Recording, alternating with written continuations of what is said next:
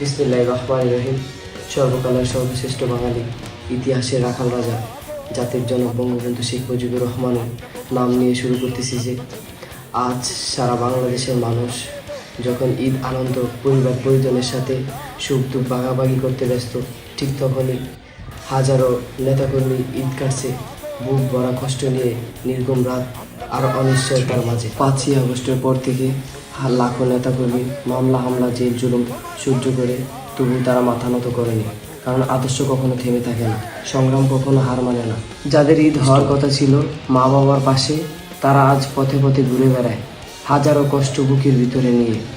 কারণ তারা ভেঙে পড়েনি, তাদের হৃদয়ে আছে বঙ্গবন্ধুর আদর্শ, প্রেরণায় আছেন দেশরত্ন শেখ হাসিনা। ইনশাআল্লাহ সেই দিন আবারও ফিরবে, যেই দিনে আমরা কাঁধে কাঁধ মিলিয়ে রাজপথে স্লোগান দিব, জয় বাংলা, জয় বঙ্গবন্ধু, জয় হোক জননেত্রী শেখ হাসিনা।